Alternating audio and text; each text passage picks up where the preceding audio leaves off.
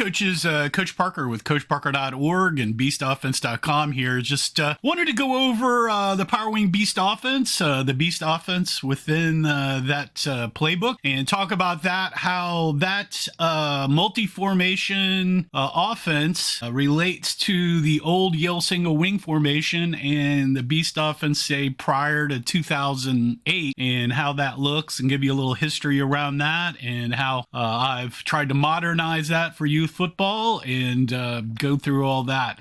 So while I'm sitting here having my coffee this morning, we'll jump into the old formation versus a modern updated system. Pre-2008 and really kind of 1994, the Beast offense or Yale single wing, it was basically just one formation, very unpopular. It's very hard to find. I luckily, just came across it in a Playmaker Football Apple in 1994 when I was doing some research trying to find a formation for my little team in 94. It kind of came through a single wing thing on that playbook system, and then saw either unbalanced single wing or sort of the Yale formation there. I didn't even know what it was called, really. Kind of moved some players around, kind of made it, or it was there. Not really for sure, but this is kind of this looks like here. So prior to probably 2008, when I started pushing the Beast offense kind of heavily, when I started my blog, Coaching Youth Football Tips, over at CoachParker.org, 99% of the world, or maybe 95%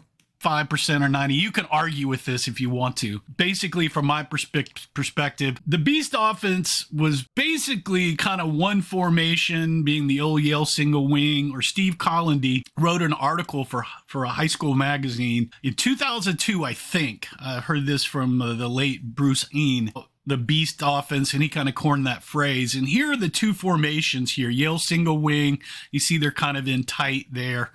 And then the Beast offense formation, which he used, they're kind of offset. And then some other folks would have kind of like a Beast wing set where the two blocking backs or three blocking backs are there, and one was kind of outside the wing. That's more like you took a single wing and kind of moved those guys up.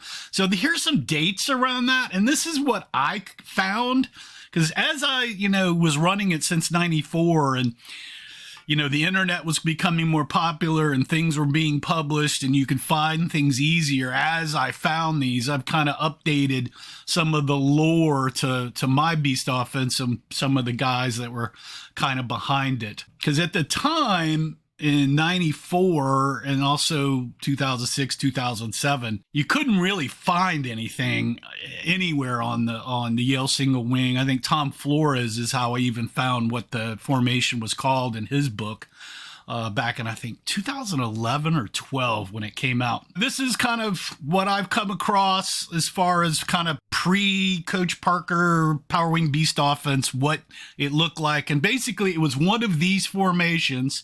It was mainly college and high school focused. It was mostly a sub formation from a double wing shift and maybe a single wing shift, but everybody was kind of coming out of the Kalindi form from double wing. It was, I've always seen it shotgun snapped. I would say 80% of the time it's unbalanced. The play names were double wing, single wing type play names, because that's kind of where it came out of. The original Yale single wing in 1910 and 1890s kind of came out of a tackleback formation and then evolved into this for a Harvard game kind of by accident. It's really, if you look at it, came from a T. It's funny that the double wing guys, but really double wing is kind of like a spread out T. But anyway, I digress. So the blocking backs, the three blocking backs kind of on the line of scrimmage there behind the O-lineman, not totally on the line, but they didn't move other than the shift. This is where they were. It was that one formation. When I started posting in single wing forums and about the Beast and what it was, because it was called Yale single wing in 2012. So when I started posting in forums after that, they even hated to get things posted in there about it, because even they hated the damn thing. And it's not a real offense. There's like a couple of plays. I know a very popular single wing youth coach was like, oh, it really doesn't do anything. There's like one play or whatever. But yeah, so 99% of the world kind of before 2008, when I started pushing my stuff out there on the web pretty heavily. This is what the Beast offense was. It was one formation, one of these three, and there were probably like 6 to 8 plays that people ran, and they were, like I said, double wing, single wing kind of based. It was a big struggle, like I said, to find anything. I mean, even in 2008, when I started writing the blog, I kept trying to find stuff. And like I said, eventually I talked to Bruce Ian, I think in 2012 on Twitter, and he said Kalindi had done something. I found like a page or two from Hugh Wyatt and maybe Gregory Double Wing about it, just kind of obscure, here's this and a little bit. And I'd already been running much more than that. And so I just started writing, more about it. And like I said, as I found lore about other things, I've kind of added that in. And you can kind of go read some of that on my new site that I'm developing, beastoffense.com, which is really kind of where I'm trying to keep the history and kind of how I do in the plays. And I'm still working on it, but there's a lot of stuff over there which you can go look at, and should have that finished hopefully throughout the year. But so this was what the Beast offense was. Now, post 2008, really kind of 1994, although it was unpublished, but I say 2008 because that's when I started working on my blog. And my background, just so you guys know, is for my second kind of career in life after I stopped working for General Motors IT division. I became an internet entrepreneur and learned how to do search engine optimization and internet marketing. And so I started with the WordPress blog, really pushing the Beast offense, some spin stuff by Dale Wiener, and I call it speed, and some double wing stuff that I was running out of Gregory, Wyatt, and Volaton kind of stuff mixed together in there. And I started pushing those offenses, and over kind of a 10-year period from 2008, I was writing about all that along with the 6-2 defenses that I ran. And then in 2016, I wrote a defensive book because people asked me to.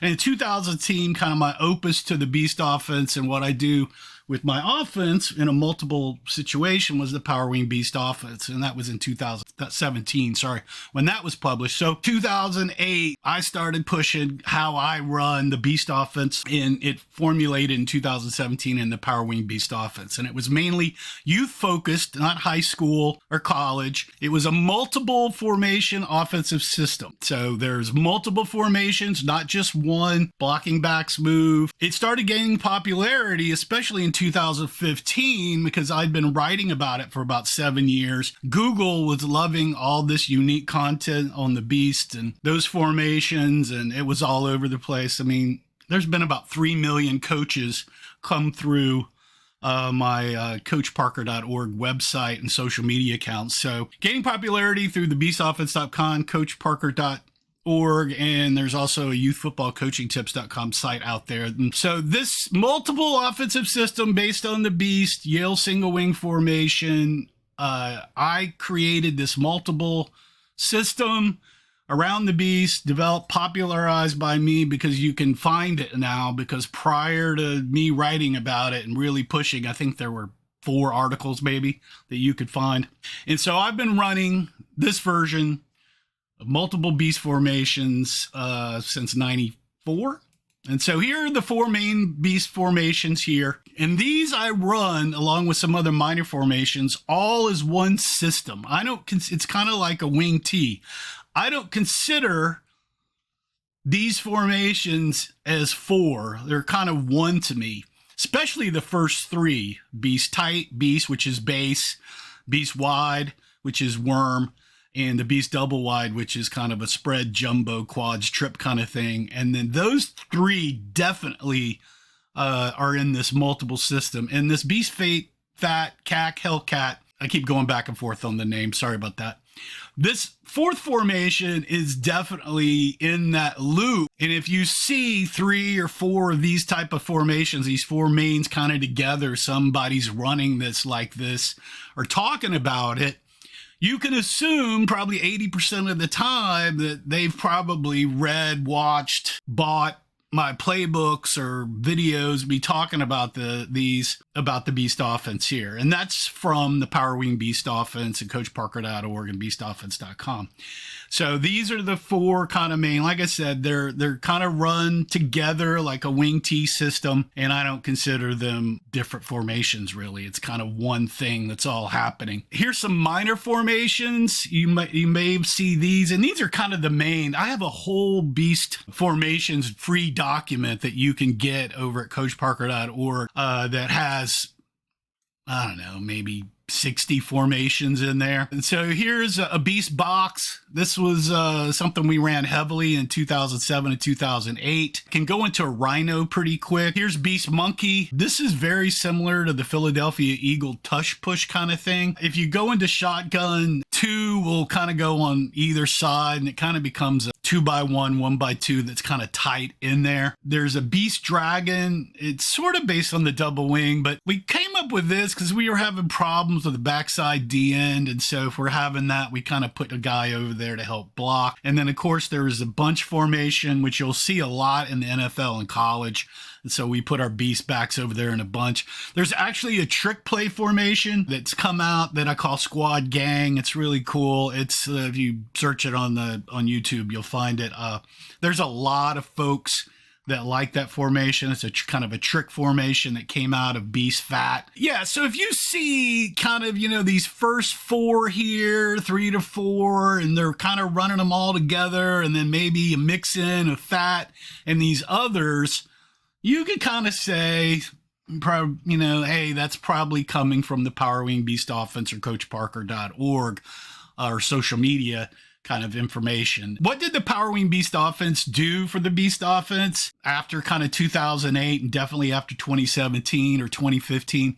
It became, so my multiple formation system became very youth football focused for me because that's where I was coaching and what my focus was. And so that's where that is. It became a multiple formation offensive system because I thought that one formation really just didn't do it. I wanted to get the outside more, add some more passing to it, do a lot more things. And at the time, I had some really fast backs that could get wide. So the worm and the jumbo spread thing was awesome. The jumbo spread thing was because I had a passing sweep option quarterback at the time that was amazing. So we did that. So it, like I said, the Beast offense and the PowerWing Beast offense is a multiple system. It's not just an I formation like the Yale single wing. That's an old formation. A lot of people can run it. My system is more like a wing T or an air raid or a run and shoot kind of thing where it's all run together in one and the plays are called that way. Because it's youth, it can be, it's not just shotgun. And that's where the youth part comes in, because my oldest son at the time, and I've had other quarterbacks or beast backs or running backs that can't catch a shotgun snap. So they can go under center, especially, when it's raining or whatever. So each of these formations will have an under center adjustment for them. And that's kind of unique for this youth system of my Beast offensive. That's where that's happening. It's also, I'm not just running it unbalanced. There's also an even line adjustment, and I move in and out of that for counters and passes. This is all happening within the play calls, and so that's part of it. So you have these adjustable moving blocking backs and beast backs go where you need them based on the calls. And that really wasn't happening. And not too many coaches do that in any offense for the beast offense, especially. So I didn't see any of that occurring when I came up with this. The other thing that's kind of unique is my running back rotation for the beast backs and the formation and how they rotate through based on a play or a formation or their skill set, what they're best at.